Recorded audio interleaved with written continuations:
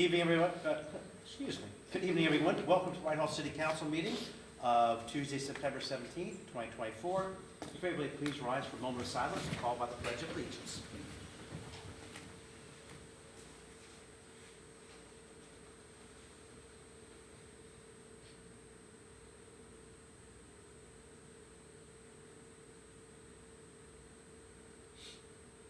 Thank you. I pledge allegiance to the flag of the United States of America and to the republic for which it stands, one nation under God, indivisible, with liberty and justice for all.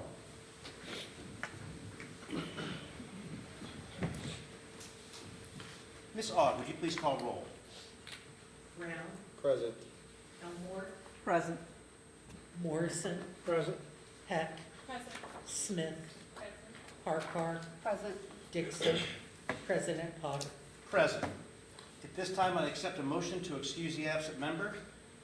Mr. President, I'd like to move to excuse the absent member. Second. There's been a motion by Mr. Brown, second by Ms. Harkar to excuse the absent member. Is there any discussion? Ms. Aug, would you please call roll? Brown. Yes. Elmore. Yes. Morrison. Yes. Heck. Yes.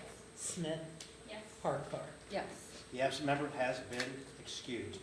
Approval of the minutes. We have got the September 3rd, 2024 agenda and regular meeting minutes, as well as the September 10th, 2024 agenda and committee meeting minutes. Mr. President, I move to approve the minutes. Second. Thank you. There's been a motion by Ms. Smith, second by Ms. Heck to approve the minutes. Is there any discussion? Ms. Aug, please call roll. Brown. Yes. Elmore. Yes. Morrison. Yes. Heck. Yes. Smith. Yes. Harkar. Yes. The minutes have been approved. At this time, we have a special presentation by Police Chief Mike Crispin. Chief, thank you for coming in this evening. Thank you. Make it big. Presentation notes again. Just hit F5 minutes.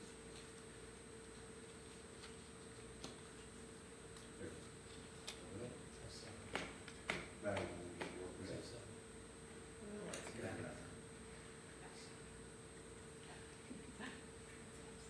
That's good. Okay. I'm gonna wait for. M7.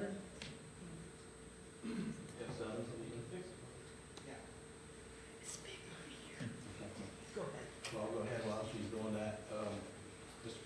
President Potter and Council, thank you very much for an opportunity to come in and give you a presentation, Mayor and the rest of the diocese here. And of course, anyone listening and the director, and I look around and see my staff back there, and it reminds me of the last time I was getting ready to speak in front of a bunch of people from the department, and Gary Baker said, "Chief, don't drop the ball." Makes you a little nervous a little bit, hear you folks say that, so. What I wanted to do is kind of go over a couple things. The last 8 to 12, I don't know how long it's been quite a bunch of weeks that I've been sitting in the back of the room, or I've been at different places, watching it on my phone, as we've had some presentations and some discussions by the FOP and other folks. And so what I wanted to do was kind of go over this presentation here, get it up here running. So while they're doing that, you've probably seen this pop up a couple times just up here, and today is September 17th. And to me, that's an important day. It should be an important day to all of us. It's the Constitution Day, and it's the day that the President of the United States declares that we should be focusing on our Constitution and the liberties that we get from that Constitution. So why do now, if you work in my department, you know that's important because every officer has to have training in that Constitution. They're required to have it in their locker. They're required to be able to answer questions about it. They're supposed to be able to use that appropriately, because when they stand in this room right here, just like you folks, they have to do this. And they have to swear to uphold. In fact, I'll go back up. It actually says solemnly swear, which is even more so of a swear, that they promise to uphold the people's liberties under the Constitution. And I think that's extremely vital to officers, because that's the number one thing they're supposed to do, and I find that most often they haven't read it. And so we make sure that our folks have read that. And I also bring it up because I think as a chief, and I've been doing this for 31 years, that's 6 years in the military before that. And I can tell you, I understand having to swear in to to protect the Constitution. And one of the things that I recognize, and as some of you know, that's my background as well in my policy research. And what I find is that watching the last 8 to 12 weeks, especially a couple times that I was watching, I felt like as a police officer with 31 years that somebody had to come and apologize to our city council. The Constitution has legislative branch, executive branch, judicial branch. There's no police branch. We work for you. We don't, you're the bosses. We work directly for the mayor. You fund us. So even when the employees have a representative, it's unbecoming of a police officer to come in here and tell city council that you must do what I say. You must do this. You must do that. You don't have to do anything. And you can do whatever you want. But we can't tell you what that is. All we can do is ask. You know, sort of look into stuff. I knew I had to come and speak to you when I saw one point where a police officer who was an employee of one of my peers, Chief Bryant, say that he was going to he lobbed you a softball, and you couldn't even hit that. I knew then I needed to come and have a conversation. And apologize for my profession. That is not what we teach our employees to do. Had that been one of my own employees, they know they'd have been in a lot of trouble. Some of them have been up here and speak. I've heard them come up here and speak. It's courageous for them to do it because, you know, sometimes it's not always in favor of the people that represent them, but it's also courageous because even if they were speaking on the behalf of the department, if they got up here and talked unprofessional, dropped some cuss words, guess whose office they would be in, even if they were speaking on my behalf? They'd still be in mine. Because when we walk into this place and talk to you folks, we're supposed to be reverent because we work for you. We're not supposed to be your bosses ordering you around and telling you what to do. And so I apologize on behalf of our profession. I apologize on behalf of Chief Bryant because I'm sure she's not at all happy about it either. So that's not how we train our people to talk to the folks that we work for. So I say that up front. I would also like to say, and I don't know if we can flip to the next one after that, you're going to miss a little bit of the effect, I think, because it's not on presentation modes, unfortunately. But I want you to understand something. As I was, go back one more, please. Thank you. As I was listening to these conversations over the last 8-10 weeks, I was hearing a lot of allegations. And some of those allegations were about me. And so you might think I want to come in here and defend myself. I don't. I have no need to defend myself. Those are employees talking. That was an employee that was up here talking. And I won't validate those behaviors. But I did hear that individual attack both the city and my leadership team. And I do want to talk on their behalf. Because I do know this. Almost everything that was said was a lie. Almost every bit of it. There's some stuff that was true. There's some stuff that's got people's morale a little low because they're being told to work and they don't like it. That's true. And others' morale's real high because they like to work. We'll talk about that in a second. But I just want you to understand that this leadership team was under fire all 8 weeks. Because now I'm up a floor thanks to our taxpayers. But I was still down the hall. And I'm not the one out on shift. My lieutenants, my sergeants are out there doing this stuff. Some of their OICs are asking these officers, we need to keep the community safe. You have to be working. And so when they're coming in and telling us that they're unhappy because they have ticket quotas, that's a lie. There is no ticket quotas in our building, but I also won't defend a straw man position. House Bill 333 is floating out there right now, and House Bill 333 is something I've been heavily engaged in. I know that's what's got them a little upset. House Bill 333 is called the anti-quota bill, but the language under it is not the anti-quota bill. There's a whole bunch more, and I've been working on trying to get that changed. And so, thanks to the help of the mayor and Representative Latina Humphreys, I was able to go in and have a conversation with them. So that was great. And so we're going to sort of see what we can do to help get that bill where it needs to be, so to accomplish their mission and our mission. But quota bills, there are quotas, ticket quotas. One officer said in my office, and I want to make sure that you understand this in perspective, as you're watching some of this up here, I know you can't see it. If it was playing, you'd be able to see it.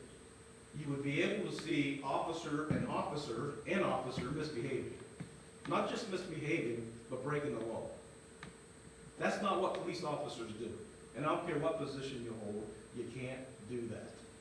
No matter how small, no matter how big, our job is to be above, to stand above, not be above the law, to stand above, to stand up straight, to be the representatives, to be the example that we're expected to be as police officers. We are to be better.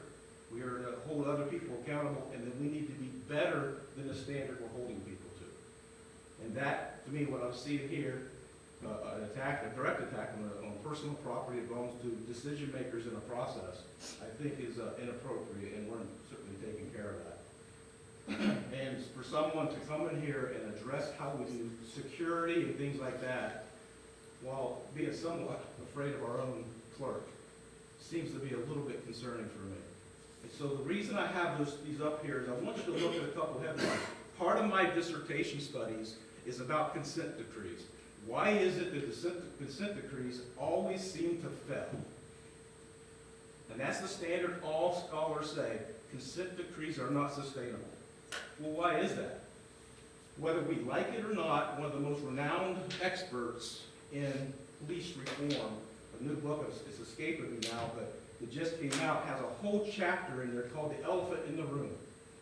And the elephant in the room is police union misconduct. Police unions have a duty to take care of their members. That's great, and I support that.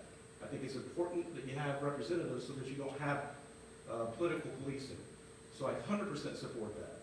What I don't support is misbehavior or unprofessional behavior or coming in and dividing a community. Yesterday was my anniversary of my 8th year here in Whitehall. 8 years. I had promised Mayor Maggard 3. How I got 5 more is beyond me, right? But here I am. It's been a great community. It's always been supportive of the police department. And our mission was always to keep them safe and to keep ourselves back. We're not the subject. We're not part of this, right? We're to defend and get out of your way so you can do good stuff for the community. For the first time, and that's another reason why I'm standing here, for the first time in 8 years, first time, I saw citizens holding signs about the police, but they were in opposition with each other. I support the police. I support the chief. It pained me to see that. That is not what we're here for. It is not about us. It's about the community. Always has been, always will be.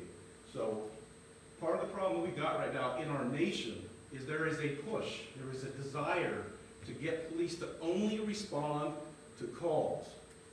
They can take activity if they want, they can make a traffic stop if they want, but they don't have to. Just respond to your calls. We call that reactive policing. In 30 years, I can tell you, if you stick with reactive policing, I'll let you know what 2016 looked like.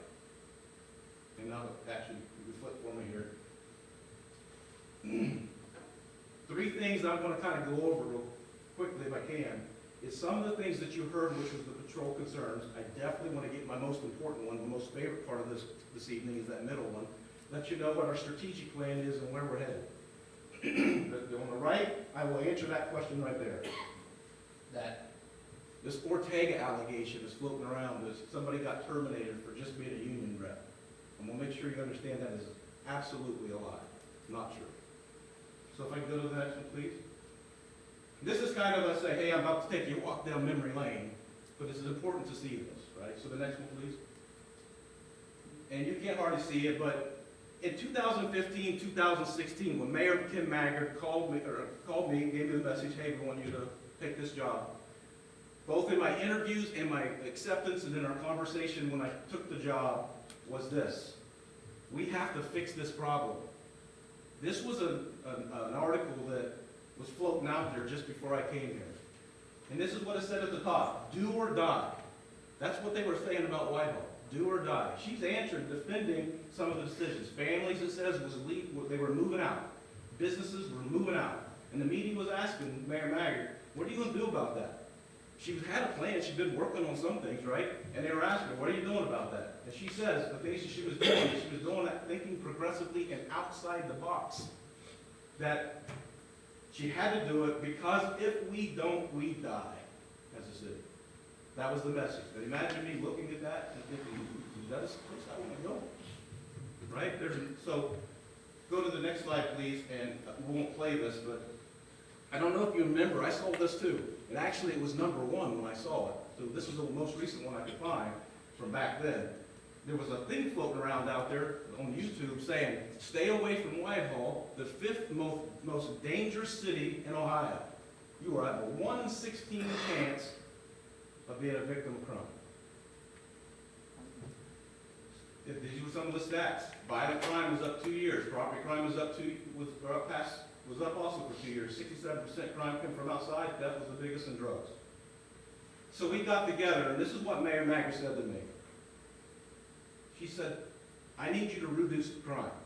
I remember what she said in the article. If we don't do this, we die. I need you to reduce crime. But I also need you to fix that culture across the street. It's utterly broke. Okay? I'm culture change. I can do that. Make Whitehall feel safe. Feel safe? That's a tough one. Because you could even be statistically safe but still not feel safe. So this was a big challenge. So we started what was referred to as the Safer Whitehall Initiative, if you recall that. So we had to get a strategy together. And our mission was this. I gave our team, I couldn't be the guy to come in, I wasn't working here, so I got with the leadership team and I said, what are we going to do? The mission of the Whitehall Division of Police will be to reduce, solve, and prevent crime. I didn't know they didn't have a mission. Now we have a mission. You are going to reduce, solve, and prevent crime. That's your job. You're going to enforce the laws in a fair and unbiased manner to develop organizational excellence. We're going to be excellent as police officers. Improve the quality of life and form strong community relationships. That's our mission. But here was a new thing. Something I took from the state. That you can't deal with strategies unless you have a good culture. And she'd already gave me a command, marching orders, you will fix this culture. So this was the direction of the culture. The Whitehall Division of Police holds themselves responsible for exceptional policing and believe in community-oriented, mission-driven form of service. The division is dedicated to agency innovation and improvement to ensure we are a culture by design, not by default. And that's the thing that most of our officers will key in on if you ask them the culture statement. A culture by design, not by default. Most people will try to get the values, put them out there, tell you, and say this is what we expect, and then just let it roll. But we intentionally were creating a culture, which means we're moving this ship a certain direction. Not too fast, so don't tip, but we were moving it every single day. They weren't, you can imagine someone weren't that happy with that. So we talked about this thing called law of effect, which gets us to where you're hearing some of these misinformation about ticket quotas. This is what's really going on. Thank you. I was about to ask for that. Good team. So, the law of effect says this, that for every action or every behavior of employees, their subsequent reaction will be dependent upon the leader's behavior towards that previous action. So what that means is this. If someone works really hard and you don't pay attention to it, they're going to stop doing it. It's called extinction.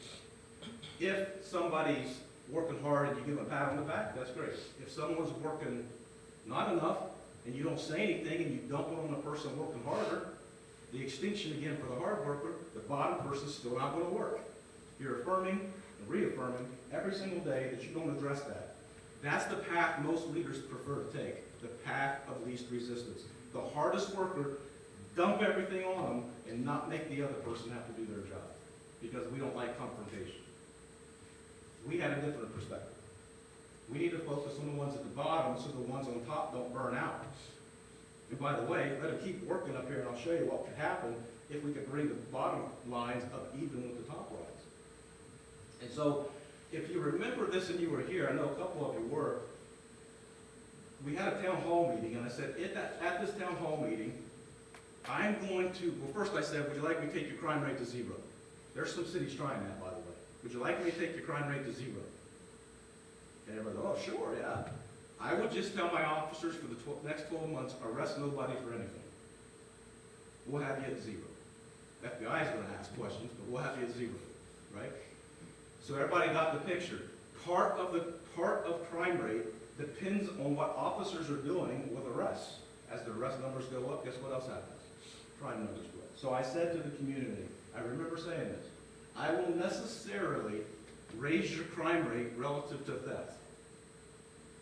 And when I'm done, I'm only asking you to hold me personally accountable for as long as I work here to violent crime, robberies, burglars. Because those were the big tickets. Hold me accountable to those 3 things. And so we kind of set that standard, and that's what we were doing. So what we went then after that was we took the leadership team, culture change, out to U.S. Army War College. And we had them all trained on an idea of how strategies are only successful when the team understands as a culture that it has to be addressed every single day and that every member will be held accountable to the strategic plan. You have to talk about it. Now, can you imagine just going to that strategic planning meeting and going down to the Army War College, as interesting as that is, if you've ever done it, it's one of the most amazing trainings I've ever been on. If you've ever done it, you still don't see people walking away who had spent 20 years doing this work, or 15 some of them, and say, oh, I get it, everything I've been doing was so wrong, I want to change my whole life. It's not how that works. They like the ideas of it. They also look at it and say, oh, I do a lot of that, and they try to fit themselves into they're not there. But I can't make them see it right away, so you have to slowly keep pushing people. And eventually, when they're not moving at all, you have to address that too. And we did. And people weren't happy about it. And there was resistance to it. And you still have to keep pushing it. Why? Because it's policing. If I could say anything tonight that would stick in your head, policing is not about the police. It never has been, it is not now, and it never will be. Policing is about the community who pay the tax dollars for what the police do. So there's a lot of police who think it's all about them. I have a ton of people in my department who think otherwise. They know, and you see it, I see it all the time. There's work that's being done by my department that I don't even know how they do it. I got 30 years in this business, and I'm still amazed every day at some of the stuff that they do. And I got people that hate them for it.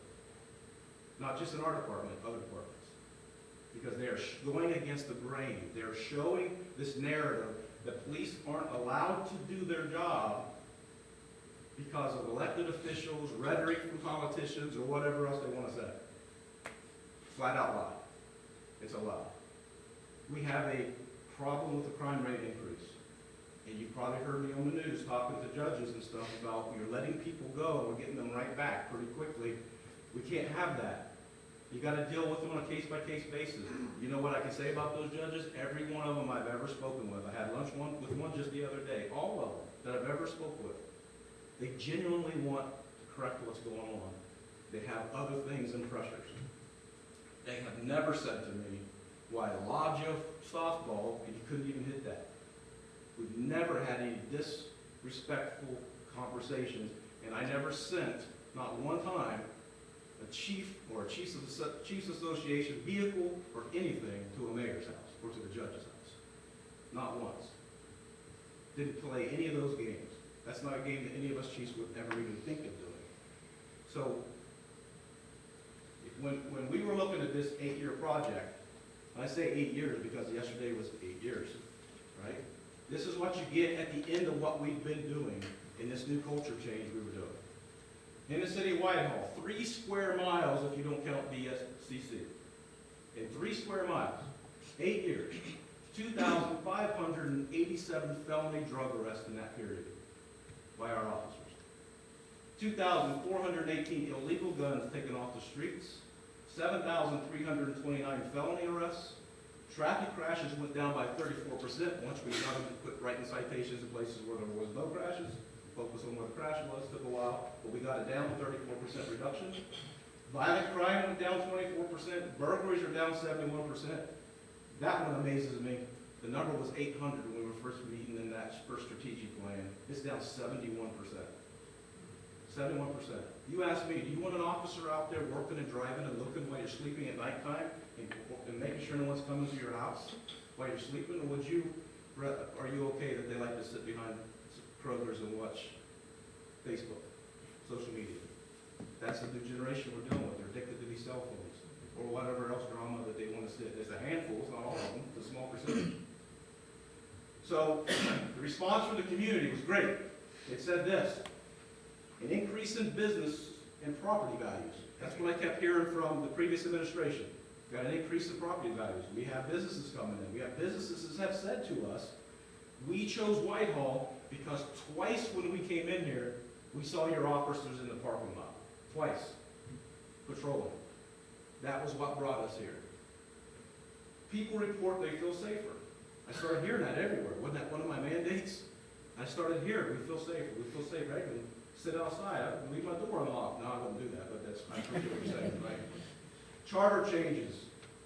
Mayor Maggard told me personally, when I said, hey, congratulations on getting that charter change, I know you said you've been trying that for a long time to get you and council and everyone else a third term. She says, we would not have gotten that without the police. Lowering that crime rate. I'll take that for tonight at least. Right? Tax levy from the community said a low medium income community, at a time when money's tight right now. Money's tight. I think the average earners are like 30, 40 grand is what a family makes. You know what the police officers make? Over $100,000 a year. Guess who gives it to them? Taxpayers. To do what? Keep them safe. Guess who's mad? Police officers, some of them. Why? Because I'm making them keep you safe. And so for $100,000, anybody want to trade? We're still hiring. So police, one of the most trusted departments in Whitehall in one of the surveys that came out. Now, one time, I'll take it once, but we took it 0.2 of a point higher than even the fire department. That doesn't happen to police anywhere, and it happened here. And then they got it back, but we're close, right? We're close. One of the most trusted police departments in city government. That's what the community's saying. Here's what you don't know. Behind the scenes, starting in 2017, behind the scenes, I was getting grievances after grievance after grievance after grievance after grievance. There's so many I can't even count them anymore. Mayor Maggard had a document held up to her, not given to her, stating that the union had a vote of no confidence signatures from officers, which turned out to be a lie. That came directly from Brian Steele. Now, prior to that, I had never had a single, not one negative interaction with him ever. So I was shocked by that. I was also aware now who I'm talking to and the character that's willing to do that. His words to me, it's politics. It's not politics. It's dishonesty. And if you can't be honest wearing this uniform, you can't wear this uniform. You physically can, but you should not be, because you have to get on the stand and tell the truth. And people need to know when you say something, it's the gospel. Even if it harms you, you'll still say it. That's the integrity of police. Every police officer knows that's Academy 101. Your integrity is everything. And so, needless to say, we weren't the greatest of friends after that. So, grievances. I had an officer walk in that actually came up here and spoke to you guys and handed me a grievance and said these exact words in the hallway, well, here's your weekly grievance, chief. I said, you find that funny? Huh. And walked down the hall. That grievance he gave me was on behalf of an officer who came and told me, that's not true. I don't know why I didn't ask him to fill that out for me. It's just to keep piling the numbers up. So the city had to file 2 unfair labor practices on them during that period.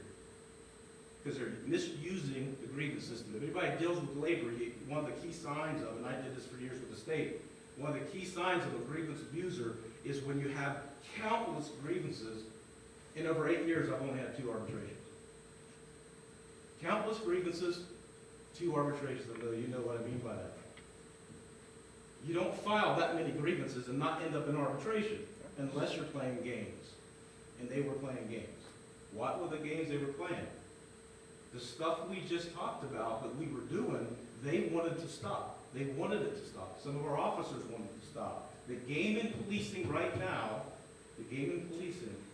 is we don't want to have to go out and be proactive. We don't want bosses telling us to go out and stop cars.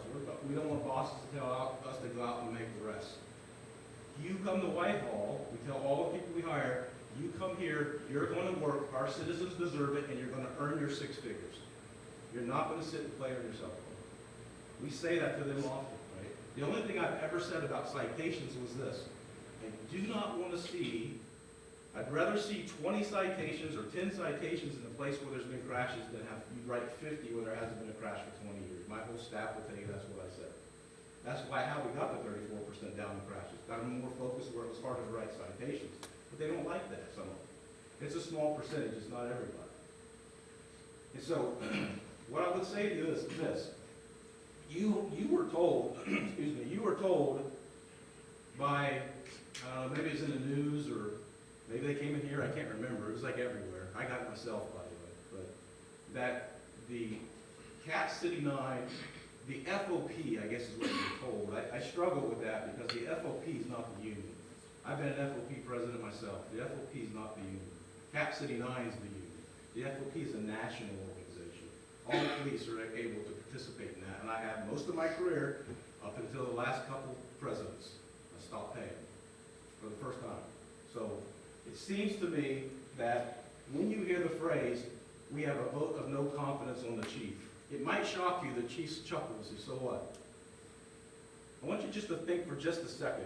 If all your employees came in and you had a handful of them that weren't doing the job, so you made them work harder to do their job, so they all got together, wrote a letter and said, we have a representative here that says we have no confidence in you. What would you likely say? Well, good, now get to work. That's what you would likely say. Get to work. Why do I not care about votes of no confidence? Well, because they're all lies. They're all 100% lies. Every single one of them I researched back then, they're all lies. And what I mean by that is this. I can't find anywhere where Cap City 9, they may be able to have some, they got the longer records, but I'm unaware of any where they've done a vote of no confidence, where they actually went to the agency, surveyed, got votes from over 51% of the people who work in that agency, and were able to truthfully say, no confidence. It's not how that works. I watched how that goes down. I was in the meeting when they did it with Sheriff Baldwin. I was over there at Cap 9 when they did it. 7 deputies was present. 7. That disgusted me to watch them vote without even telling the Sheriff's Department, all the members, so they could come and counter it. Without letting anybody know, they decided to have a vote of no confidence with 7 people. Last time I heard, I think there were roughly around 700 employees. 7 people? How many of you think was there for Whitehall's vote of no confidence? If you're counting, keep counting, because I think the number is 0. Maybe 1, but I'm told it's 0. What you get is you have a bunch of Columbus officers, mostly, who run that union. Some sprinkled in with some Franklin County sheriffs, but mostly Columbus. A lot of them are there, a lot of retired people there. There was no counting of votes. There was simply a raising of their hand, aye, in favor, no, nobody said anything. Nobody would dare have said anything, by the way, I was there, in defense of the sheriff. One tried and he got a little bit back. One deputy. And they voted, a vote of no confidence. And then they put the smear campaign out in the news. And then they were getting ready to do a press conference. And I sent a letter to the president of the union, at that time was Jeff Simpson. And I said, as president of the Chiefs Association, who represents chiefs, you're telling me you have a vote of no confidence in the sheriff's leadership, yet there's not a soul in that entire place that's ever been a sheriff? That's ever been the executive, the chief? And you can tell us, I'm going to tell you what's going to happen is a whole bunch of chiefs are going to come with me to a meeting, to a press conference. And we're going to stand in front of the press and we're going to say, as a bunch of chiefs with hundreds of collective years of actual leadership experience, and we are going to declare we do have faith in his confidence in his leadership. And we're going to list all the things he's been doing to help us keep the county safe. That's what we're going to do. They weren't happy about that.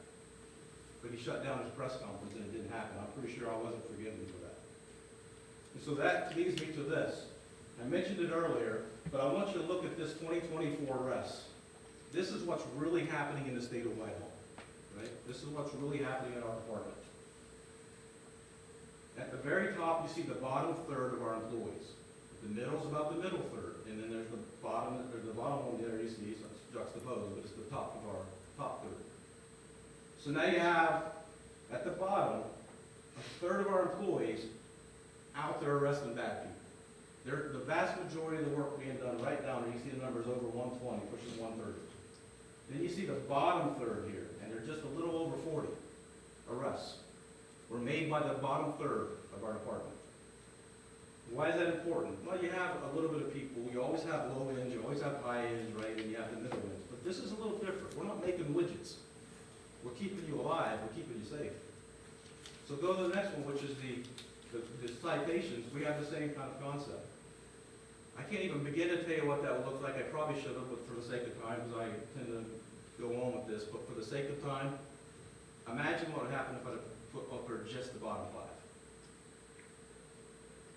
We'd have had to zoom in. We'd have had to zoom in. So the citations are the same. Go on to the next one. And we have them talking to us about ticket quotas.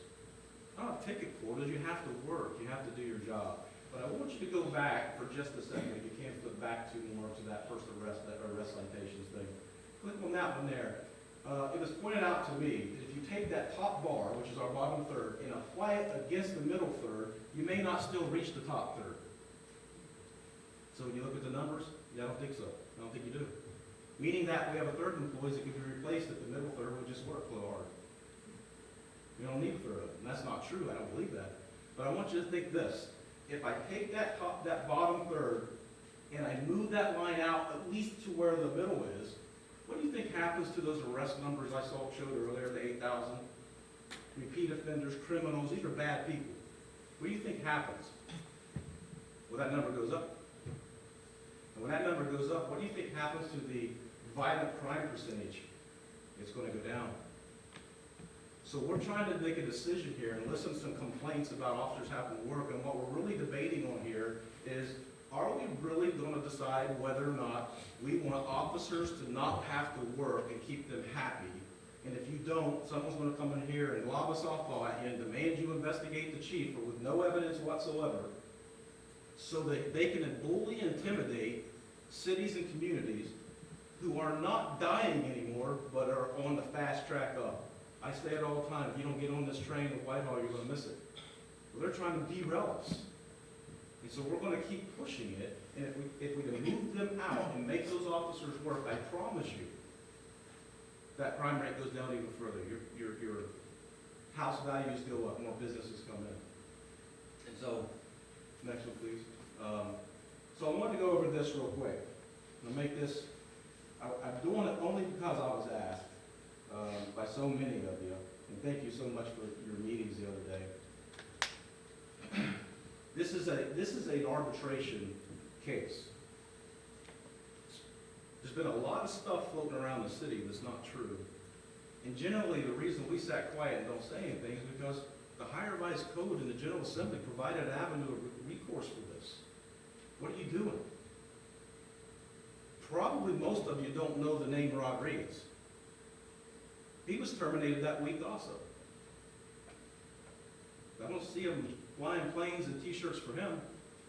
There's a reason for that, I believe. And by the way, I've been here 8 years, only 3 people have been terminated. 2 of them was that week. That should tell you what's going on over there from the outside. I had a chairperson, union chairperson, tell me a while back when he was saying to the union vice president at the time, his current union president, I want to start working with the chiefs so we can stop all this grievances and stuff. And he was instructed, so he told me, he was instructed, your job isn't to get along, your job is to keep it stirred up, and if you can't do that, I'm going to replace you. Well, I believe it, because I've had plenty of conversations with him, and that's the type of things I hear often. So, let me tell you what we really did in this case. This is the real reason. I can only give you enough because it's an arbitration, but it should be enough for you to understand what we kind of did without getting too much into the weeds of the actual case. So this is and I wrote this down. Councilman Morris reminded me how important it is when things are in litigation that we don't talk too much about them, right? And so I wrote it down to make sure I didn't get off track because some of this really irritates me, right? So bear with me as I read these 2 paragraphs, but this is exactly what we did and why we did it. The union's public position is that Ortega the ones you see with banners and stuff, was defending fellow officers in his union capacity, and as such, was terminated for standing up for officers after they completed a survey and the PowerPoint was given to the mayor. This is untrue. While Ortega may have participated in those activities, they were not the reason for his termination. In fact, I was unaware that he had anything to do with creating a PowerPoint beyond just dropping it off as a mail carrier. And I didn't even know that when we made our decisions. But until just about 2 weeks ago, when the author of the PowerPoint, which was Officer Brooke Kano, informed me that Ortega asked her to put it together. Until that point, it had always been my understanding that Brian Steele was behind this PowerPoint, given his similar behavior with the previous mayor, and that Brooke Kano put it together for him. Brooke came to us, we did not go to her, and she informed us that she was just following union instructions, and in fact, did not even believe the information that she typed up herself. Furthermore, she said, and I quote, "You both," meaning myself and Chief Wilder, that's who she was talking to, "that you both are owed an apology by all of us." However, I advised her it was the mayor and council who needed the apology, not to mention the community. So it is only the union who connected these two issues. Though I understand that's the best defense that they have. So, Ortega was fired because he made several threats to the department. Obviously, we wanted to know what he meant by those threats. However, the union filed court action and a grievance to prevent the department from asking him any questions at all. They did not provide any clarity on his behalf either. So these threats and his shocking promise to be an even worse employee demonstrated an inability to be rehabilitated by us. Coupled with the union's refusal to allow the investigator to ask him any questions about what he meant, the city was forced to assume the worst of intentions and declare him unsalvageable as an employee. The risk to the mission and public safety was too serious. He was and is more than capable of being a high liability to the city. His record shows that. Whether the union encouraged him to misbehave or simply just gave him bad advice, I cannot say. The result, though, is that public safety and the ability to ensure good behavior by employees far outweighs the union's feelings or strategies. Transparency and accountability guided our decision. This case, like the other case that week, will be handled at arbitration, as they all are. So, again, we had another officer that same week. He went out and hit somebody in Columbus. He filed a false police report himself. Said that he was the victim when he was actually the one who hit the other person and fled. He fled the scene in a cruiser. Who heard of such stuff? Naturally, we got rid of him. And naturally, when you make threats to the department, you can't stay either.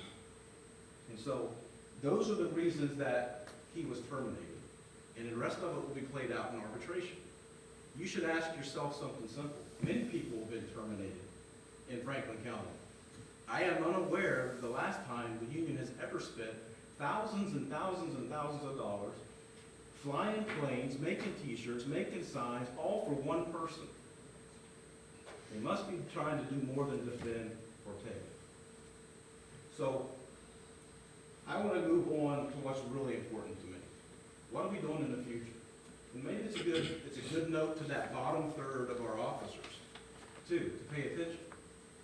That we fully intend moving forward, this new strategic plan, in fact, I will email Julie a copy of it so everybody has a copy of it. It'll be on our website. But we are going to continue to be a culture by design. We're not stopping that. As long as I am sitting in this office, as long as I'm wearing this uniform, every officer that works for me will work for the community. You'll keep them safe. You'll not do policing the way you want to do policing. You'll do policing the way the people with a collective experience. There are 4 of us up there, all of us about 30 years. Do the math. That's over 120 years of experience, and we sometimes have a guy with 2 years on trying to tell us how to do policing.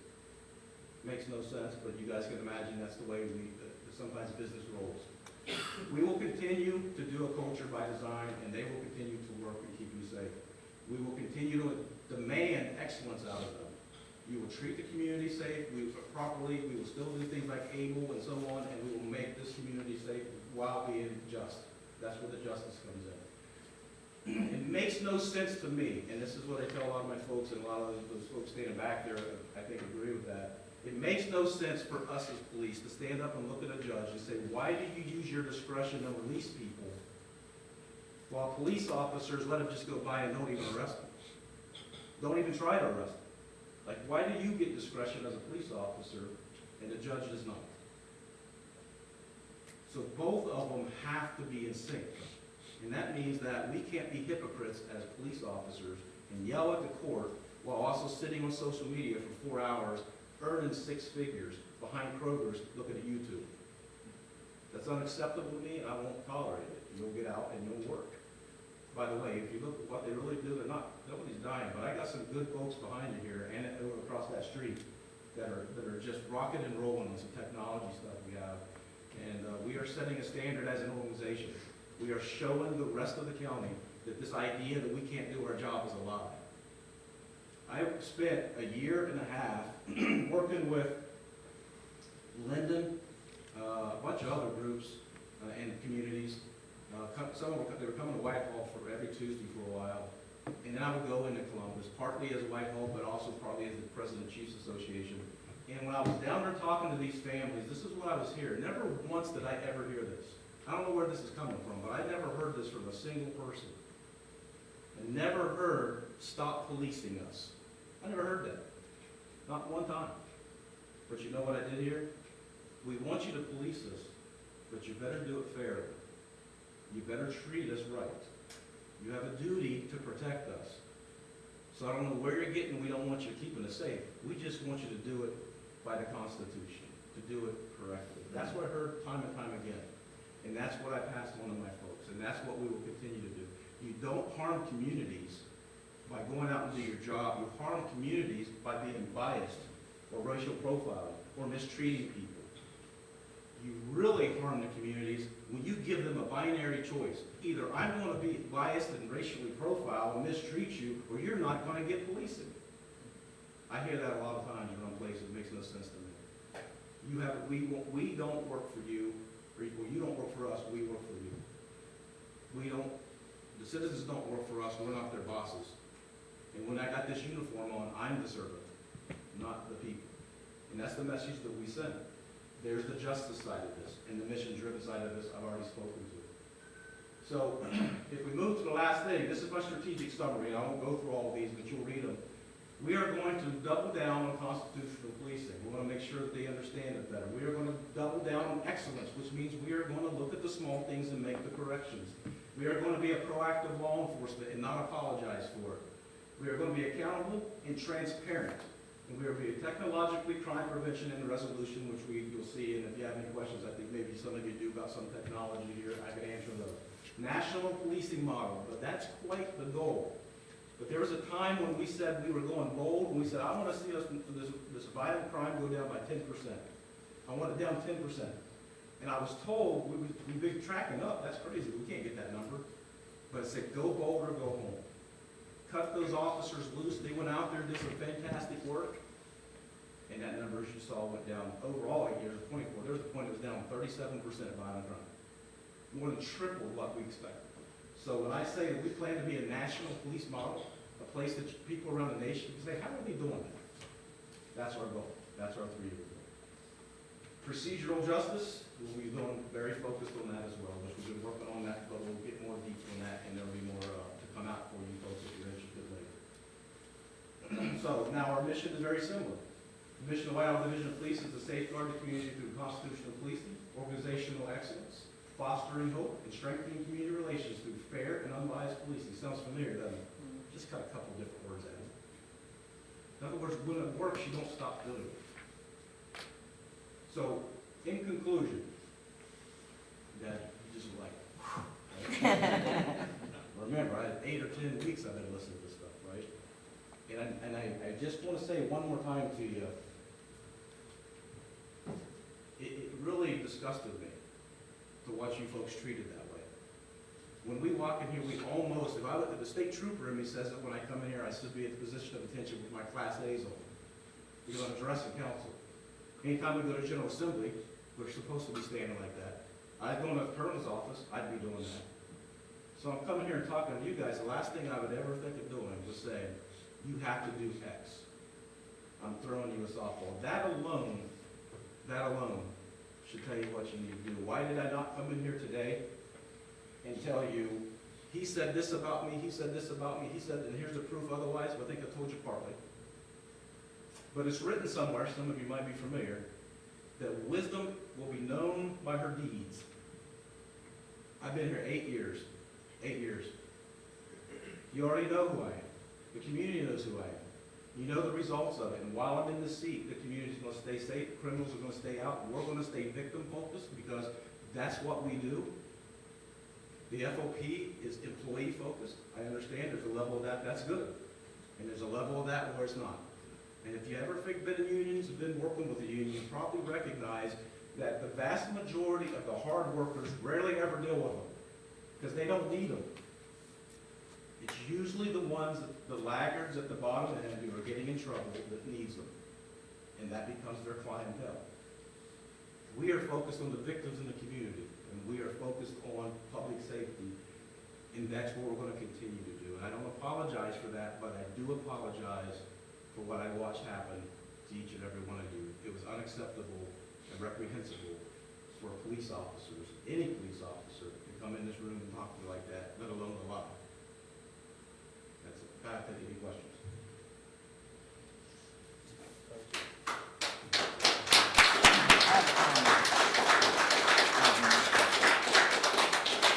Ms. Summer. Yes. Well, Chief, first of all, I would like to thank you for coming in and issuing an apology.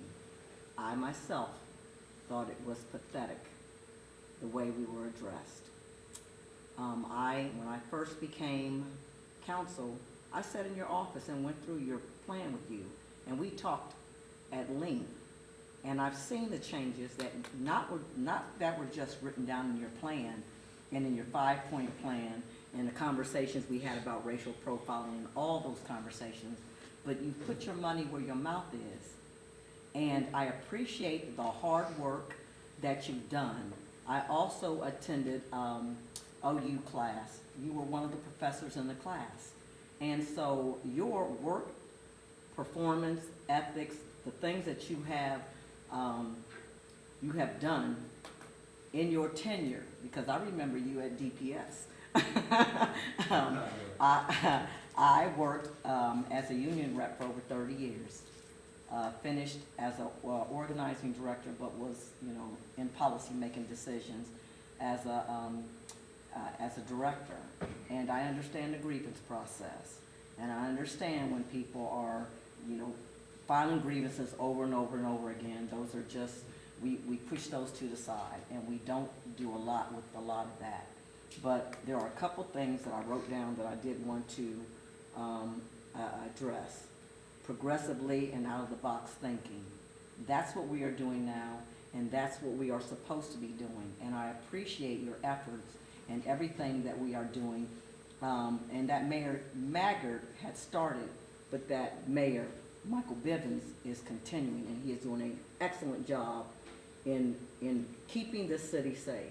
I also want to address the officers that are here. I appreciate you guys. I appreciate the work that you do. I appreciate you keeping the city safe and the community at large. And I respect the work that you do. It is not for everybody. It is hard work. Hard work and heart work. So I appreciate that as well. Let me just make sure I hit what I hit.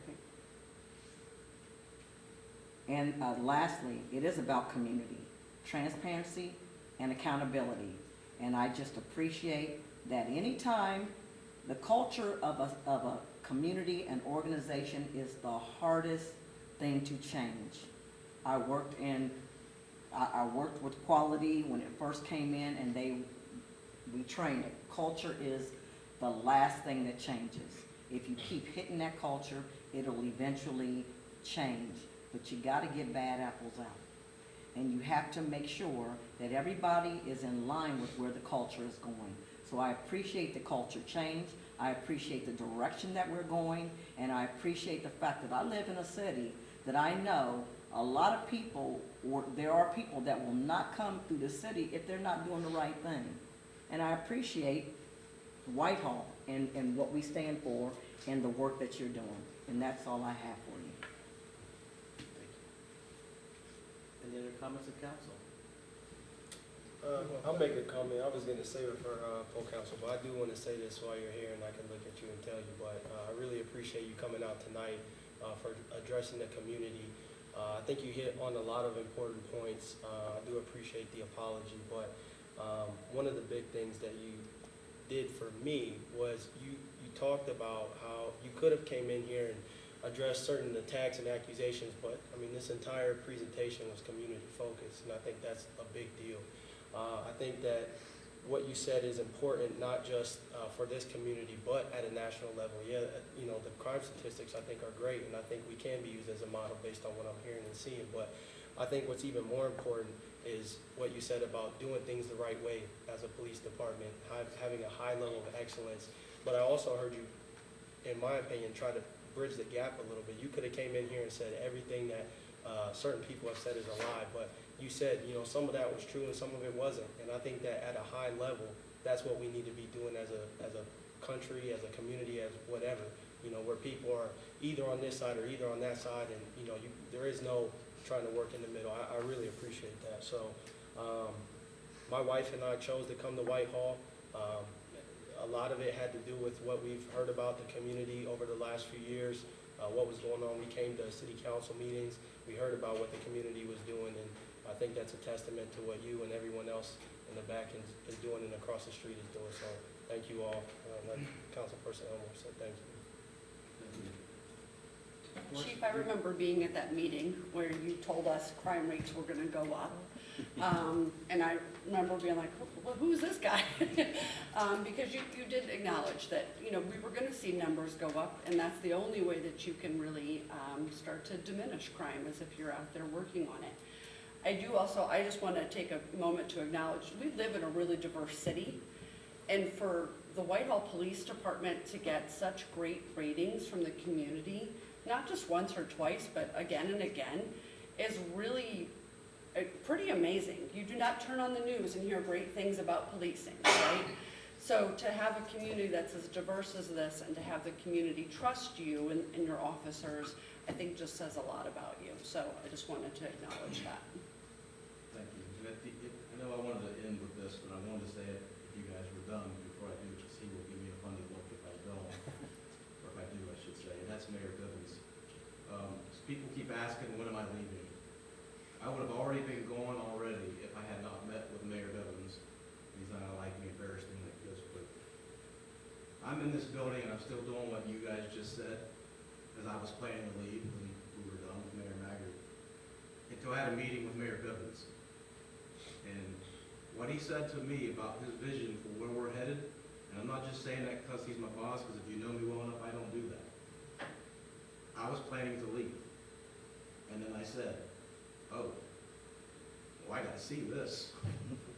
This might be good. I'm gonna stick around a little bit for that. Instead, I'll be here with you at least a year, maybe longer, was the commitment I made. I promise you I won't be pushed out by bullies. I will always be standing here with this council, and I'll always be standing with the mayor, and I promise you that more importantly, I will always be standing with this community, and my officers will do the same, or they just can't work here. But I want to make sure you understand I'm talking about a fraction. The rest of them are some of the best cops I've ever worked with in my entire life. I've never seen such incredible police work. I worked with one that took a lot of attack, Chad Walbert, in the back of the room. I put him up against any cop on the planet. I don't know how he sees the stuff and does the stuff he does, and yet they want to tear him down. There's nobody that I'm aware of, and he may have some competitors, but that can get cops, can get criminals like he does. And he's teaching others to do the same, and he's getting attacked by other people who don't want to work. And so, Mayor, I want to thank you, whether I'm here down the road or not. I want to thank you for your vision, because this is a great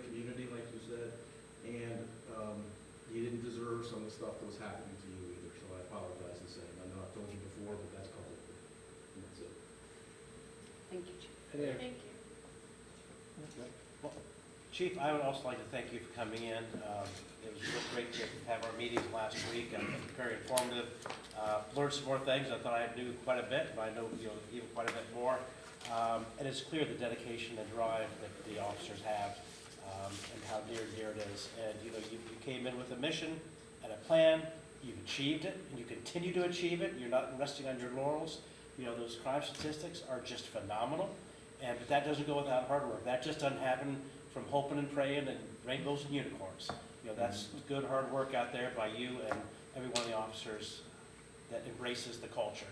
And that's the key. So you've absolutely got the support of me, and I think I speak for everybody on council. So thank you. Thank you, sir. Thank you. Thank you. Thank you.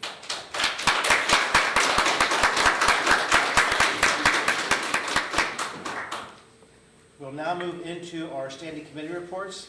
Administration, Financial Management, Chairperson Elmore. Thank you, Mr. President. I want to thank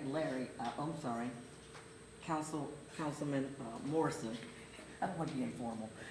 Councilman Morrison for taking over my administration and financial management while I was on vacation. You've done a great job. You always do a great job, and I appreciate you. Our minutes are on file. We will meet again next Tuesday at 6:30. Thank you. Thank you.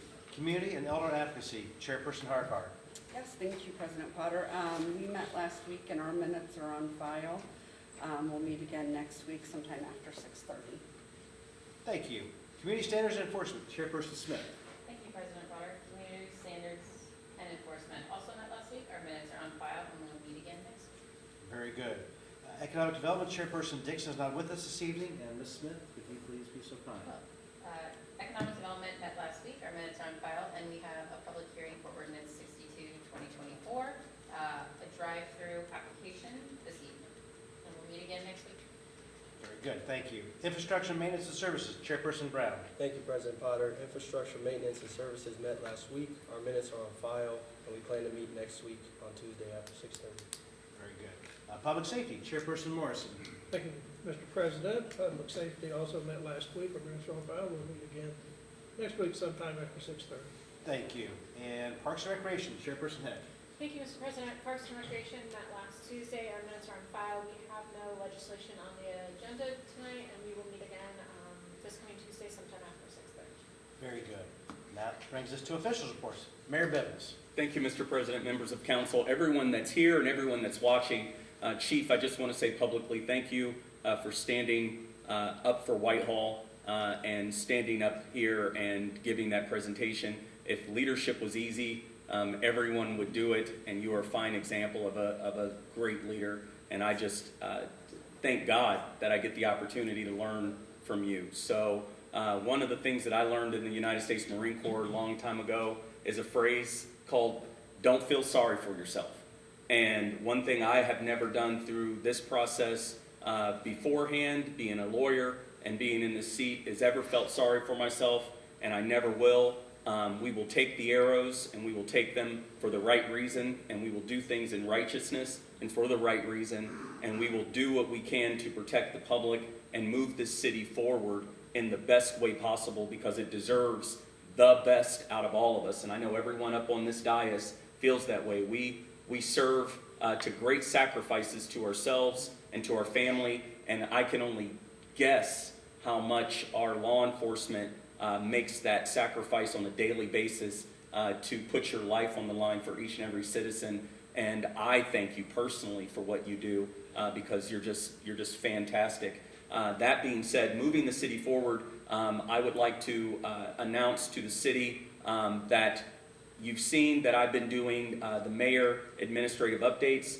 The second one will be done with respect to economic development, so get ready. But a new initiative and two new initiatives that are going to be similar in form and function, but two different types. As Councilwoman Harcourt said, we are a very diverse community, and one of our greatest assets is the fact that we have a thriving multicultural as well as New American and New Citizen community in the city of Whitehall. That's somewhere around 10% of our population.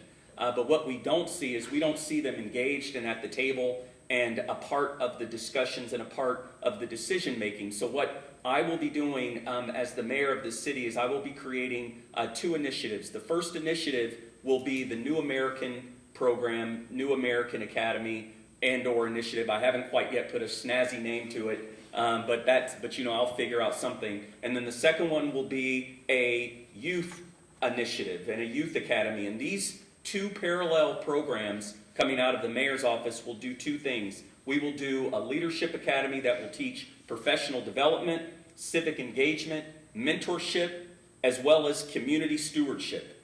We will also have, because I have an extensive network, a lot of friends, not just within the city, but also within the county and even statewide, we will do lectures and presentations, teaching on civic engagement. We will do local government engagement, public policy teaching, as well as neighborhood and community leadership. One of my little goals, especially for the youth, is, you know, them creating an actual youth mayor. And so the youth area will be from the 6th grade all the way through the 12th. I've kind of mentioned it to our superintendent that this is coming, but the reason why I'm announcing it now is members of council, those that are watching, as well as those that are here, tell your friends that this is coming down the pike. We will be creating a formal application for that. People, if you're interested, you will fill out the application, you will be a part of it. And I'll keep pressing it. The goal is to get this stood up in the last quarter of this year so that we can start in 2025 with actual programming and functions of these organizations. And the capstone will be sometime in 2025, an actual service project that will come out of each of those initiatives. So look for it. It is coming. Remember, today is also, I believe, National Voter Registration Day. So remember, you have until October the 7th to register to vote. You can vote online. You can use the cards. You can do all of that. And I know that, you know, Whitehall is a nonpartisan, a nonpartisan city. We don't vote by Republican or by Democrat. And so whatever you are going to do in November, there are a lot of races from local to state to even national. And my final words is, nationally, let the best woman win. Thank you. Thank you. City Attorney Nicodemus. Thank you, President Potter. Just following up, the last meeting I'd given some numbers. Councilmember Dixon had asked me to send those out. I didn't send them out until today. The reason is because at the first meeting of the month, not all of the citations that were written at the end of the prior month are in the system yet, because I think our last meeting was like, the 3rd or something like that, so early on. So I sent those out today. Those are updated so that you have those through the end of August, because everything that was written in August at this point should be entered into the system. Also, while at the police station, once I made my way through the labyrinth of 3 doors to 3 doors to actually get into the building, I ran into Kelly McKinley. She's the crime analyst supervisor. She's the one that can do the hotspot stuff, and her team, and they do some stuff. Had a brief conversation with her about what I was looking for to help hotspot where offenders are coming from. Since some of our records seem to indicate they're not residents, where are they coming from, and hotspot stuff. She said that's absolutely something her and her team can do. I'm just, to make it easy for them, since I like data, I'm just trying to drill down on how best to do that so that I can just give it to them and let them run to get that information, as opposed to trying to let them figure out what I want. So once I get that nailed down, I'll get that, but it does sound like something they can do. And then lastly is, it's getting towards the end of the year, which means, at least as administrators, I start thinking about employee reviews. And this is just a heads up for council and for the mayor and administration. I might think I'm the best at doing something, but others might think I'm not the best. And I think the only way I can improve is if I get that feedback. So I talked with HR so that I could have the city attorney staff again, anybody on the staff, I don't think they would say anything anonymously that they wouldn't say to my face. But I was working with HR so that they could evaluate me. And it occurred to me, I also serve council and the mayor and the administration. And so in a couple months, and I don't want anything formal or cumbersome, but I'm gonna send out an email just saying, hey, what do you think I do well?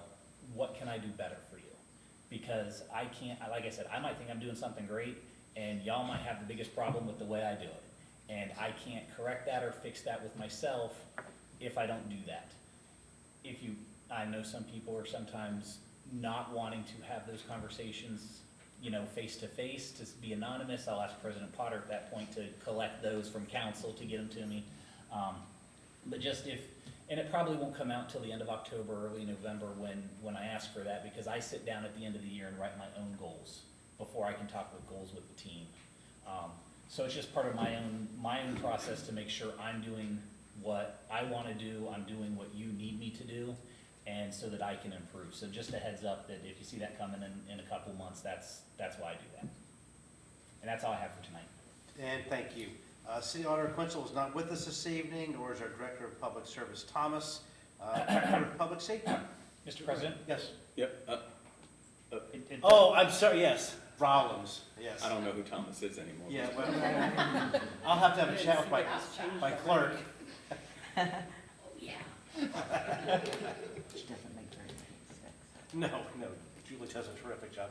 Thank you, I stand corrected. Director of Public Service, Greg. Well, good to be here, and I don't have an official report, but I would like to say and let council know that the fire and police are doing a great job. Thank you, I appreciate that. Treasurer Alexander is not with us this evening. The following official reports have been filed in the council office since our last meeting, and that would actually be one item, the auditor's financial reports for August 2024.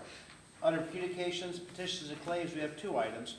First is the notice of the Ohio Division of Liquor Control for the transfer of a D5 and D6 license from Habasha Garden Restaurant LLC, DBA Habasha Garden Restaurant, 4520 Joseph Lane, first floor only, Whitehall, Ohio, 43227, to Saba Angeldio Fast Food LLC, 4520 Joseph Lane, first floor only, Whitehall, Ohio, 43227.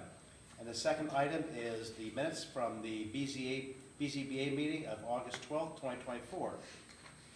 Tonight, we do have a public hearing on ordinance 62, 2024, allowing special permit under 112504 to allow drive-in windows and drive-through facilities on property located on 3988 East Broad Street, parcel number 090000157 and 090005608, property owned by TCCI Broad Street, Inc., and declaring an emergency. So I will now open the public hearing on ordinance 62, 2024, and would like to ask any proponents to come forward. That would be the Wendy's folks.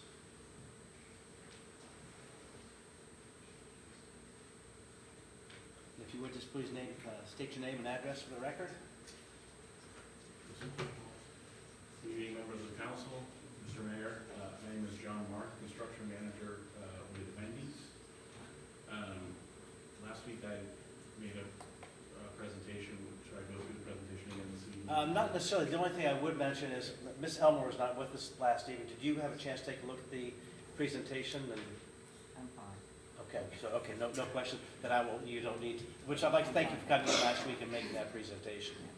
Of course, I guess there were a few clarifying questions that were asked of the council, which I believe I provided the clerk of the council answers to those questions. I didn't know if there was any follow-up on that, or if I should go over those.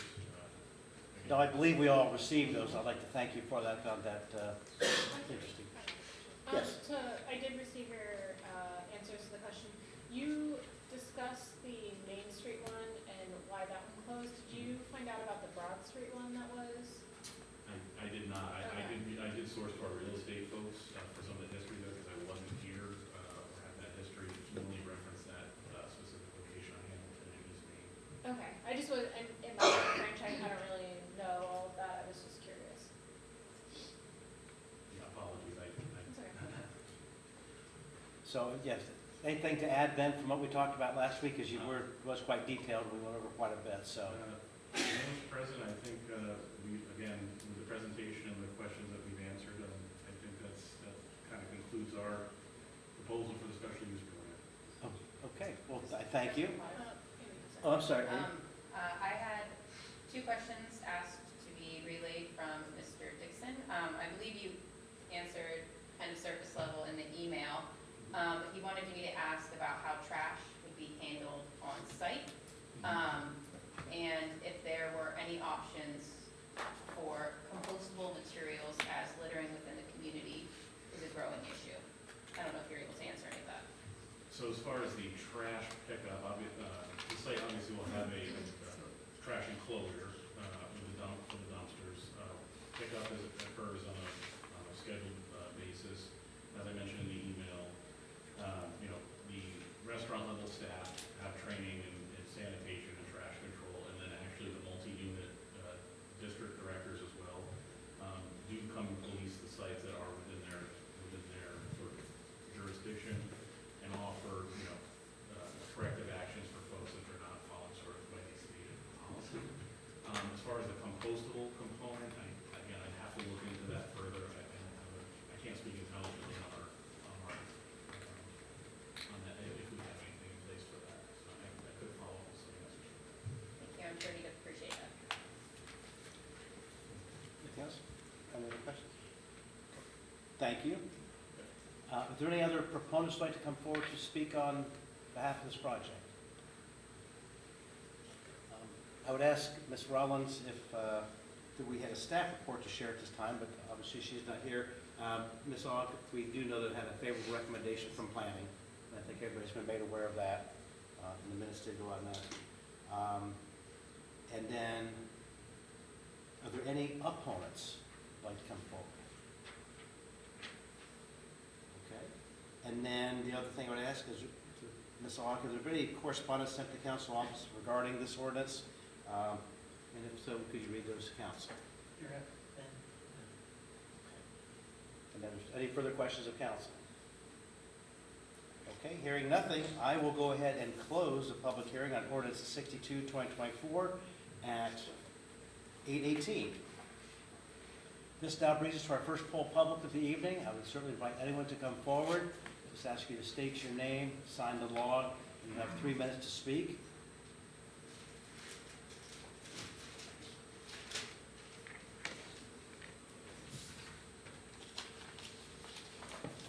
I'm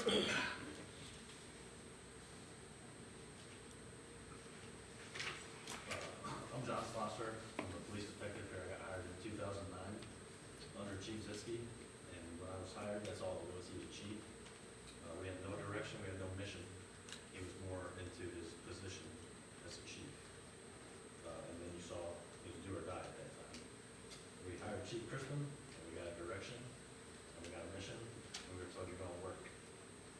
We had a lot of old heads here they were familiar in the community. They were friends with everybody. We were all friends. But as cops, they were trash. When they were told they were going to work, they didn't like it. We found out that they weren't working, and when we found out they weren't working, they started getting looked at and found out that they were doing what they were not supposed to be doing. And when Brian Steels came in here with his survey, a lot of that stuff was skewed. What he didn't say was, at one point we had a sergeant who came to work drunk. That was not acceptable. He's no longer here. We had one detective who was out allegedly having affairs instead of doing his follow-ups. He's no longer here. One of our officers was caught on camera repeatedly saying the N-word a bunch of times. She's no longer here. And if somebody got her file, her new agency would probably have a lot of questions to answer. One was born here. He went to school here. But he hated this place. He said he didn't know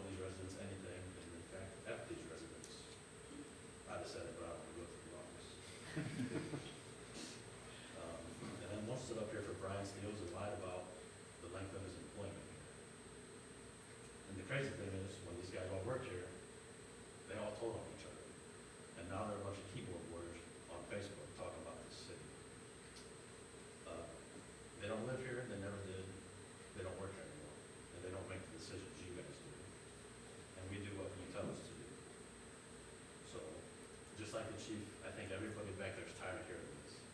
And everybody in the back there that was here for Ziski, at one point or another, was told something like, it's Sunday, we don't want any prisoners. And now you saw what's going on.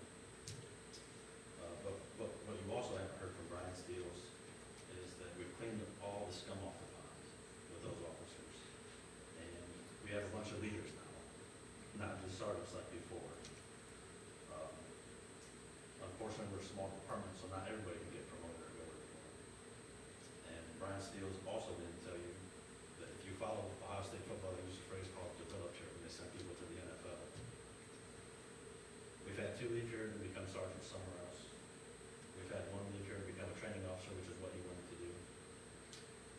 We've had 1 leave straight from here, and our new agency said, oh, you work at Whitehall, you can be a detective, you don't have to go to patrol, so she's a detective straight from there.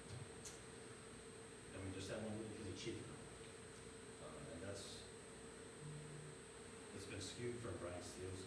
Half of those people should have been arrested, half took the leadership that they learned here, and they made their career better somewhere else. And that's all part of what Chief Crispin has brought to this agency in the city. And that's what we have. And you guys have something good, so please keep it. I can't tell you what to do according to him, but I can ask you, please just shut this union stuff down, because people are better. Thank you. Thank you.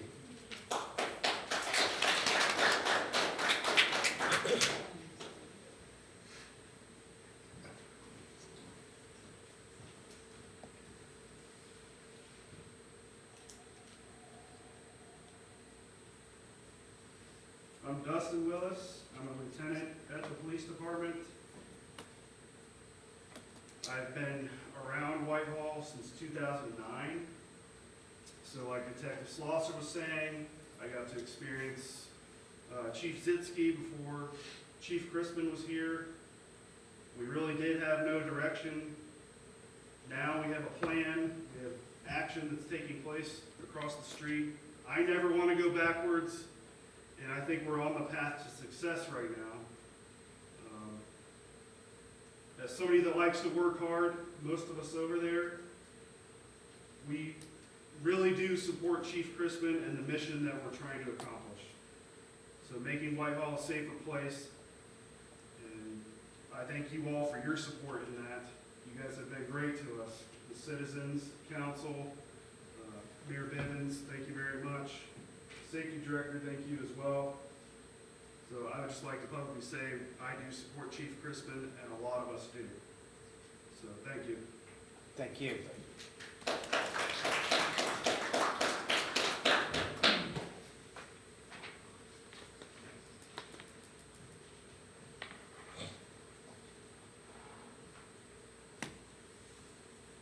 Hello, I'm Brett Biggs, Sergeant with the Police Department.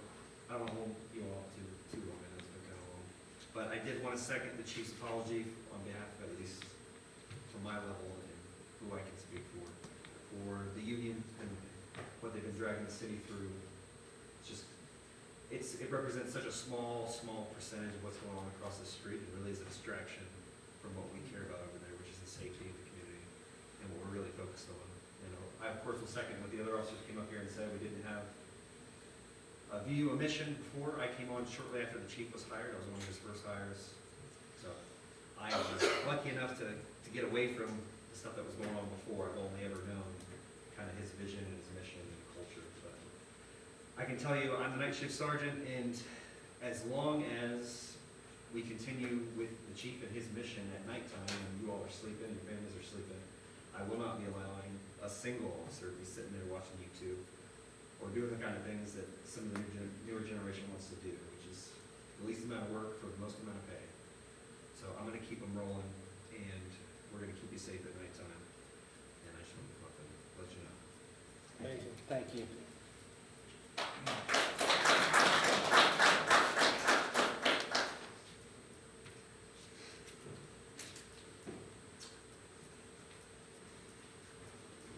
My name's Horsey Bumpus, and I've been new to Whitehall since 2 years, and I love it here. I think it's a wonderful city. I retired as a state trooper, and I love the visibility of the police department. I was on the patrol when the chief was a trooper, with respect for them. But I want to ask about, are you guys going to, young ladies and men are going to offer the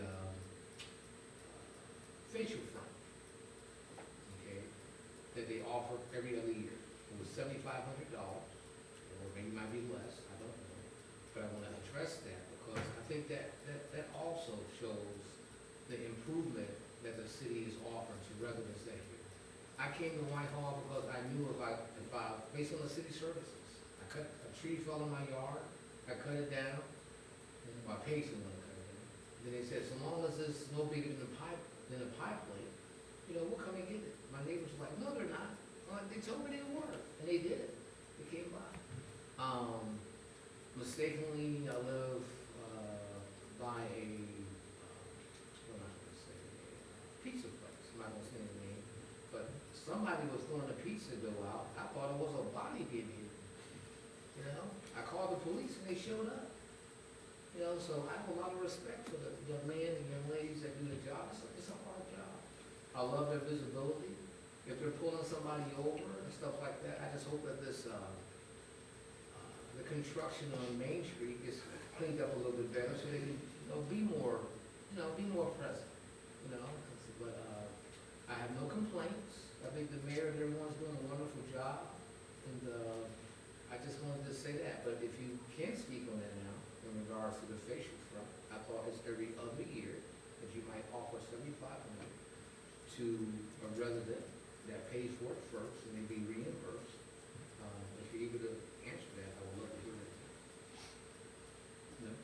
Well, this is typically not a conversational back and forth, but I apologize. No, you're perfectly I fine, because I don't apologize. think you've been with us before, so no, you're fine. Okay. I do not know of any plan on that at this time, but that would be an administrative thing that would probably come through maybe the mayor's office and the service department. I'm sure they'll have a conversation about that. I don't know who is the person that does the grants, but she's phenomenal. Phenomenal. But thank you, and I'm gonna leave after this, but I appreciate the opportunity to get up there and say something about that. The police is doing a wonderful job, the fire department, the services that the city provides, and nothing against that city that starts with the C, but I know that some things that I've called about, they're unable to respond to. And I appreciate an opportunity coming in here, but thank you all very much. Thank you.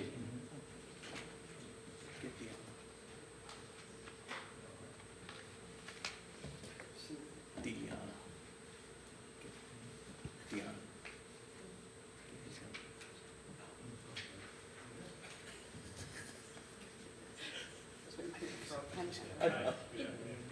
I'm Andy Smith, I'm a sergeant at the Whitehall Police Department, been there for about 13 years now.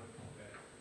I just wanted to say, I know, sorry, I get a little nervous talking about this. Take your time.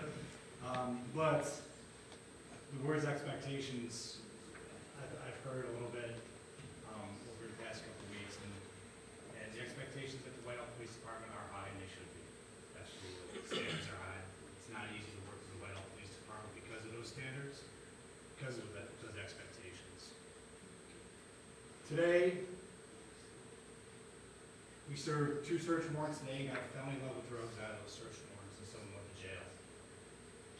Stolen car came through Whitehall, occupied 4 times, people fled. We caught them all. 2 guns were recovered, people went to jail. The hardest part about being a police officer for me is never knowing what you prevented. So on the days that are long, like today's, my kid went to preschool, his first preschool day today, but I didn't miss that. So sometimes you're down a little bit, but then you always think of what you prevented. And I just want to say thank you to you and the citizens of Whitehall, Chief Crispin, Chief Wilder, because you allowed me to do my job. And my boy asks me every day when I come home, how many bad guys did I catch? So sometimes I gotta lie, but but thank you. As always. Thank you.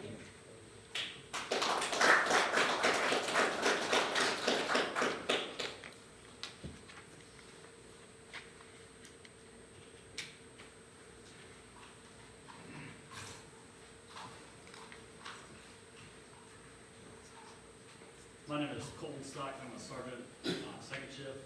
Many of you know me. I've spoken with Ms. Elmore many times.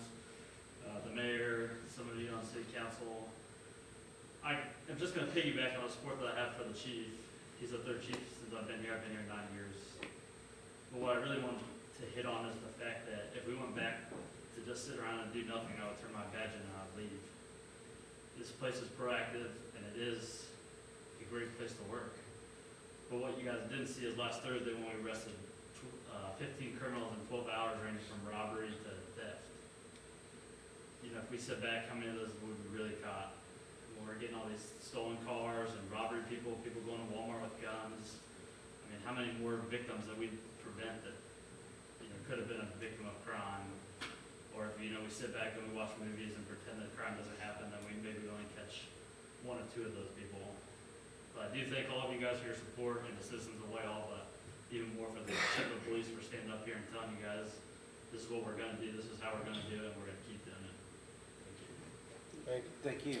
Thank you. Anybody else for full public? Thank you. Ms. Aug, would you please call roll as to whether each member of council is given a copy of each item of legislation listed on the agenda prior to the meeting, including any add-on legislation? Brown, Yes. Elmore, Yes. Morrison, yes. Heck, Yes. Smith, Yes. Farquhar. Yes. Thank you. Officers, thank you so much for coming in.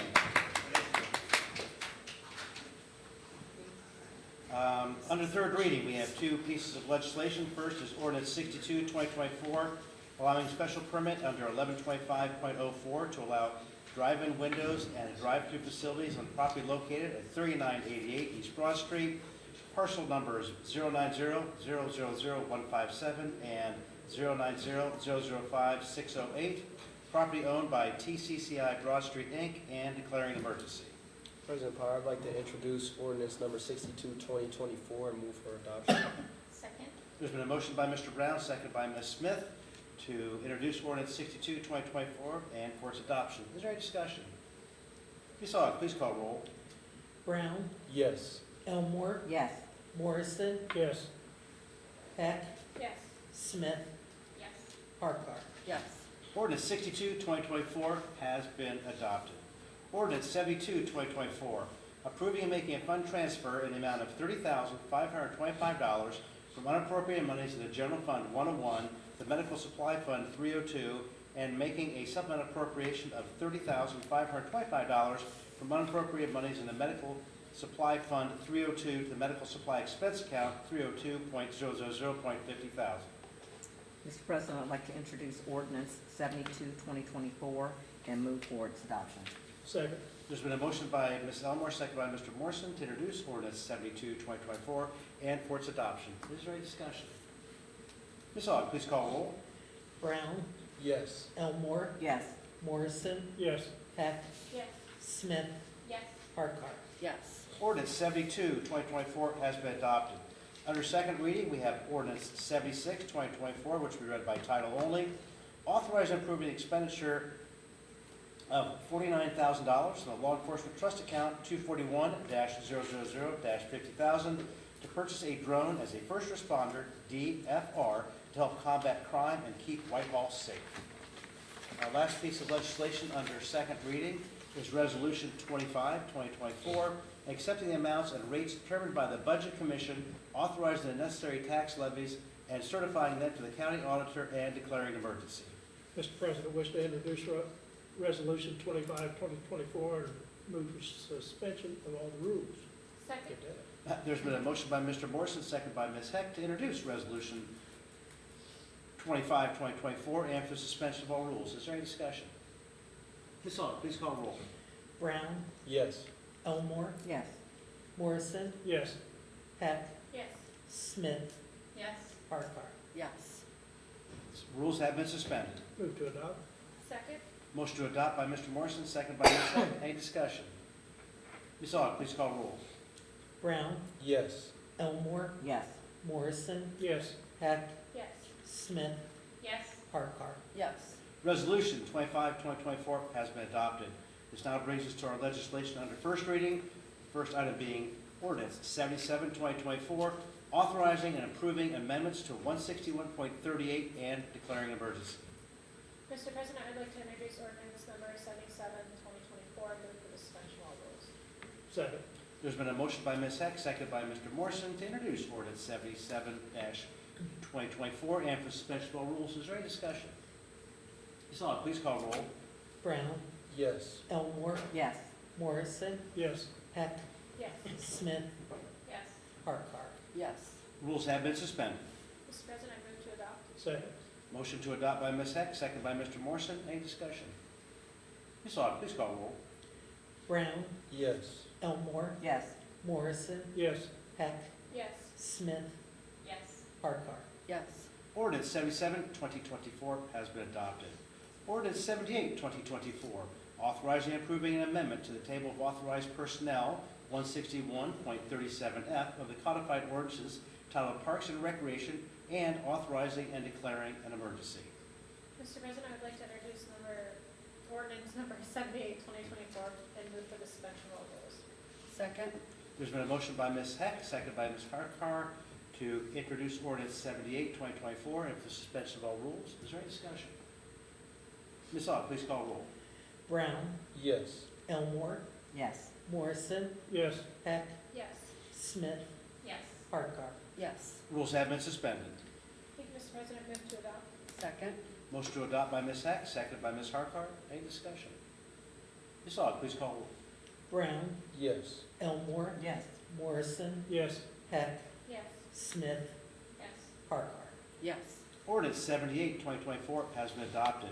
Ordinance 79-2024 be read by title only, authorizing and approving an appropriation transfer in the amount of $15,500 from the WCP Refunds Expense Account 101.750.55,000 to the Park and Rec Fund Expense Account 101.700.59,000 and declaring an emergency.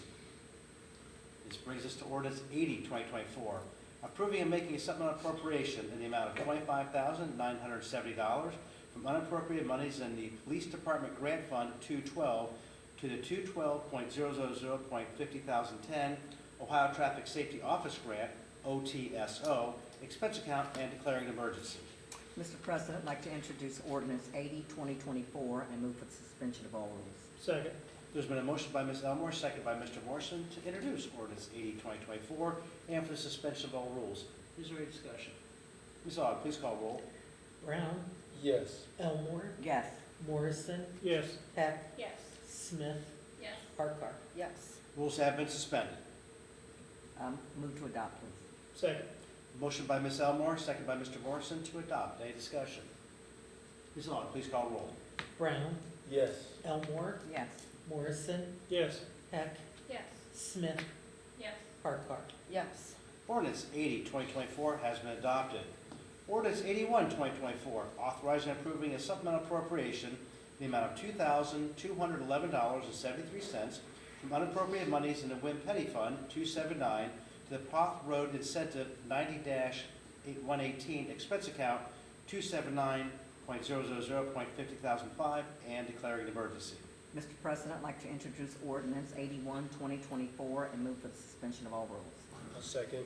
There's been a motion by Ms. Elmore, second by Mr. Brown, to introduce ordinance 81-2024 and for suspension of all rules. Any discussion? Ms. Aug, please call roll. Brown, Yes. Elmore, Yes. Morrison, Yes. Heck, Yes. Smith, Yes. Harkar. Yes. Rules have been suspended. Mr. President, I move to adopt. Second. Motion to adopt by Ms. Elmore, second by Mr. Brown. Any discussion? Ms. Aug, please call roll. Brown, Yes. Elmore, Yes. Morrison, Yes. Yes. Heck, Smith, Yes. Harkar. Yes. Ordinance 81-2024 has been adopted. Our final piece of legislation this evening is ordinance 82-2024, authorizing and approving a fund transfer in the amount of $33,082.06 from unappropriated monies in the General Fund 101 to the Debt Service Fund 401 and declaring an emergency. Mr. President, I'd like to introduce ordinance 82-2024 and move for the suspension of all rules. Second. There's been a motion by Ms. Elmore, seconded by Mr. Morrison, to introduce ordinance 82, 2024, and for suspension of all rules. Is there any discussion? Ms. Aug, please call roll. Brown, Yes. Elmore, Yes. Morrison, Yes. Peck, Yes. Smith, Yes. Farquhar. Yes. Rules have been suspended. Mr. President, I move to adopt. Second. Motion by Ms. Elmore, second by Mr. Morrison to adopt. Any discussion? Ms. Aug, please call roll. Brown, Yes. Elmore, Yes. Morrison, Yes. Peck, Yes. Smith, Yes. Farquhar. Yes. Ordinance 82, 2024 has been adopted.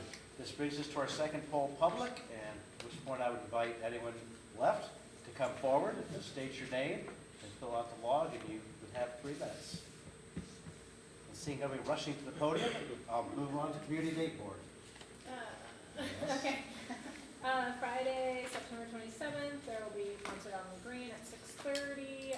October 2nd is Barktoberfest. Sorry, I always say that wrong. At 5:30 at the dog park. Mark your calendar for the Halloween walk. It will be October 26th. Check their Facebook page out for more details. They haven't been posted yet, but that is the date.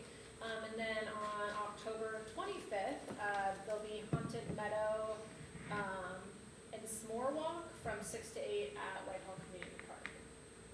Terrific. I was just going to remind everybody it is voter registration day, so if you are not registered to vote, please do it. Absolutely. Anything else for Community Date Board? Then we're going to go to poll council. Mr. Brown. Thank you, President Potter. Thank you for everyone that was here tonight. Thank you for everybody watching online. First, I'd like to thank the mayor for the New American and youth program initiatives that you're starting. I think they both sound wonderful. You know, the youth is the future, so being able to get them involved early and being able to give them real practical knowledge and skills, I think is a great step forward. So thank you for leading that. Happy to be involved in any way I can, maybe some mentorship or something, but thank you again for that. Thank you for everybody that presented tonight, and I just want to reiterate again, you know, the great work that the Whitehall Police Department seems to be doing. Again, coming from outside of Whitehall, I know that we had a reputation before I got here, and I mean, I remember telling people like, yeah, I'm considering moving to Whitehall, and back in the day it was, oh, you know, but now when I tell people that, it's like, oh. So I think a lot of that is not only due to our services, but administrations and, you know, even council. So thank you all for welcoming me and my family to Whitehall. Thank you for continuing to make it great, and I'm happy to be up here and trying to help do my part. So that's it for tonight. And we're glad you're here. Thanks. Ms. Elmore. Thank you, Mr. President. Thank you to all that are viewing. I want to thank all the people that spoke today. We had a lot of speakers, and also just to reiterate, thanking Police Chief Mike Crispin for words, for the PowerPoint that he walked us through, and all the good information that he provided. Everything else that Councilperson Brown stated, I concur, and I will leave with just this. When I grew up, and this is something that my mother, my father, and the family, you don't let somebody come to your house and speak disparagingly about you without defending them. And I'll leave it at that. Thank you. And I thank you. Mr. Morrison. Thank you, Mr. President. Would like to thank everyone watching, everyone who attended tonight's meeting, and everyone who made a presentation and spoke. And everybody have a good week. Thank you. Thank you. Ms. Hank. Thank you, Mr. President. Thank you, everybody that is watching from home. Thank you for those that stuck it out till the end. Thank you to everybody that spoke tonight. It's not always easy to get up and speak. Thank you for the presentation as well. And I, too, am excited to hear more about the Youth and New American program. I can't wait to hear more about it, and of course, I'm in support and will help any way that I can. That is all I have. And I thank you. Ms. Smith. Thank you, President Potter. I too am excited about the Youth and New American initiatives. As somebody who, if I'm being completely honest, before I got involved, didn't have a huge understanding of how this works. more you know and the more you can get involved, it changes your whole view on how things work. You go from becoming a bystander to someone who understands why things work the way they do, why decisions are made the way they are, and you become so much more informed. And I think that's something really powerful a lot of people in our community could use, so I'm excited about that. Thank you to Chief Crispin for coming in this evening and speaking. Also, thank you to all those sergeants, lieutenants who were there at the meeting I had last Friday with them. I was incredibly informative. One thing I will always do is when I hear one slice of information, I know that there is more information out there somewhere. And I know there's been a lot of back and forth. And so seeking information is so powerful. And I learned a lot to help me make decisions moving forward. I'm a person that likes to let things sink in, so I didn't have much to say tonight. I didn't want my silence to be construed as one thing or the other, but I like to let things kind of sink around in the back of my mind. So I have a lot of things to think about, and I'll be reaching out for more questions. I think that's all I have. Okay, thank you. Ms. Harkar. I would also like to thank everyone that spoke, thank Chief Crispin for the presentation. And I want to thank the mayor, again, for the youth and the New American Council, community, whatever fancy name you give it. And especially like this week with the New American community, this has been a very interesting week. There's been some really hateful rhetoric going on. And so I just want to make sure that we continue to be a very inclusive and welcoming community, so that's perfect timing to talk about this and get this together. We welcome our immigrant and refugee communities, and we're a better place because they're here. You see on our Facebook and even just some of the stuff that's here, the businesses that come forth because of the immigrant community. And it's a fantastic impact, and we have the best food in Whitehall for many reasons, but especially for our immigrant community. So thank you for that, and I'll look forward to helping as much as I can with that. That's all I have. Thank you. Well, I kind of sound like a broken record, but I'd like to thank the chief and the sergeants, lieutenants for coming out, specifically the chief for his presentation. I thought that brought a lot of clarity. Also, I'd like to thank them for making themselves available last week for the meetings. I know quite a few of us had a chance to take advantage of that, and I found it very interesting. As I told the chief, I thought I knew a lot, but I know a lot more now, through talking with the folks over there. So very, very productive. As far as your initiatives, commend you for that, and look forward to hearing more about that. I think that'll be very popular and well received. And the only last thing I would offer is I will be out of town next week on business. Councilman Morrison will be so kind as to step up and take care of her responsibilities of running the meeting. Other than that, I've got nothing further, and with no additional business in front of this council, I will adjourn us at 8:49. That's 50 cents. Oh,